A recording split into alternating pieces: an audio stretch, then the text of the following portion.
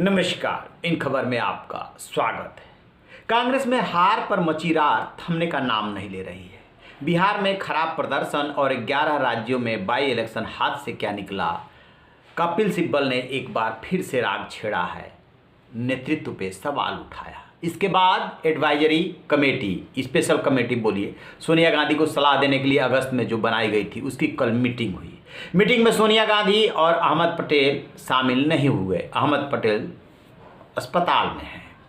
बाकी नेता शामिल हुए, जैसे कि अंबिका सोनी, रणदीप सुरजेवाला, मुकुल वासनिक, AK एंटनी, ये सब नेता शामिल हुए। हार पे भी चर्चा हुई, अन्य मुद्दों पे भी चर्चा हुई। सबसे बड़ा सवाल ये है कि अगला कांग्रेस अध्यक्ष कौन और उसका चुनाव कब। लेकिन इस बीच कपिल सिब्बल ने जब से सवाल उठाया है, उन्होंने अंग्रेजी अखबार इंडियन एक्सप्रेस को इंटरव्यू दिया था और कहा था कि ऐसा लग रहा है जैसे कांग्रेस ने हार को अपनी नियति मान लिया है। हार पर हार, हार पे हार, हार पे हार, और हम उसको सामान्य तरीके से लेते हैं।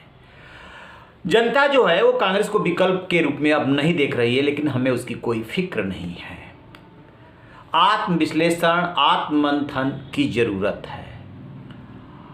अब उनको इसलिए उनकी बात को लिया गया असंतुष्ट खेमे की आवाज़ के रूप में, क्योंकि 23 नेताओं ने जो चिट्ठी लिखी थी उसमें कपिल सिब्बल भी थे और नीचे से ऊपर तक चुनाव की मांग की थी और ऐसे अध्यक्ष की मांग की थी जो एक्टिव हो, विजिबल हो, वगैरह वगैरह, उसमें बहुत सारी क्वालिटीज हो। तो जैसे ही कपिल सिब्बल ने ये इंटरव्यू दिया, उसके तुरंत बाद राजस्थान के मुख्यमंत्री अशोक गहलोत ने उनको बहुत सारी सलाहें दे डाली। एक के बाद एक कई ट्वीट किए कि आपको इस मंच पे बात नहीं करना चाहिए, आपको नेतृत्व से मिलकर के बात करना चाहिए, वगैरह वगैरह।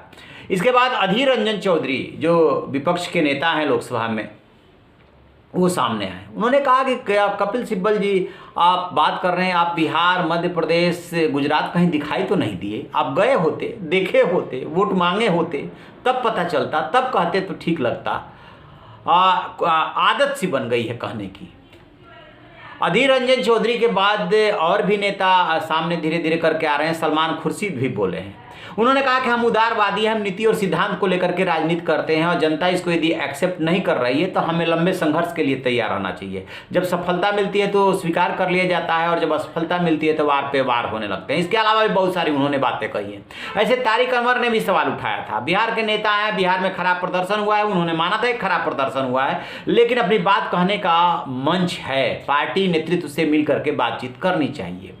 तो इस तरीके से बजाय कि जो बाई इलेक्शन में हार हुई और बिहार में खराब प्रदर्शन हुआ, 70 सीटों पे चुनाव लड़ाई, 19 सीटें मिली, तो इस पे जो है विचार होना चाहिए था पार्टी के फोरम पे और बयान आना चाहिए था कि हम अपनी कमियों को देखेंगे और पता करेंगे कहाँ कहाँ कमियाँ रह गई थी और उसको सुधारेंगे। लेकिन ऐसा कुछ हुआ नहीं। क्यों? क्योंकि कांग्रेस जो है इसको स्वीकार ही नहीं करना चाहती।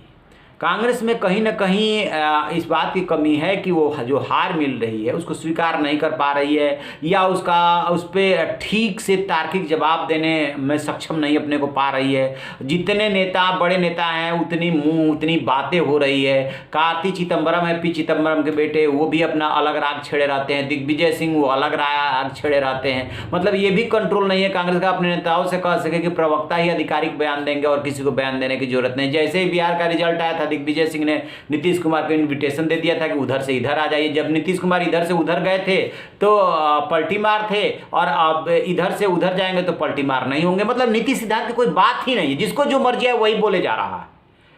कपिल सिब्बल समेत यदि 23 नेता असंतुष्ट है, उसमें मुकुल वासनिक भी थे, जितिन प्रसाद भी थे। जैसे ही पद मिल रहा है, जैसे ही जिम्मेदारी मिल रही है, बोलती बंद हो जा रही है। तो इसी से सवाल उठ रहे हैं कि क्या वास्तव में पार्टी की चिंता है या अपनी चिंता है, ये सवाल उठ रहे हैं। और कांग्रेस का जहाँ तक सवाल है, संगठन के रूप में, पार्टी के रूप में, देश की सबसे बड़ी पुरानी पार्टी है, ये बात सही है कि वो समझ ही नहीं पा रही करें क्या। और कहीं ना कहीं पुत्र मोह, यानी राहुल गांधी को अध्यक्ष बनाने की जो चाहत है सोनिया गांधी की, वो पार्टी को कमजोर कर रही है, तो मानना पड़ेगा। खैर, देखते हैं अभी ये सिर फुटोबल कहाँ जा करके थमती है। जो भी अपडेट मिलेगा हम आपसे साझा करेंगे। आप रहिए ना बेखबर, देखते रहिए इन खबर। Thank you. इन खबर चैनल को सब्सक्राइब करें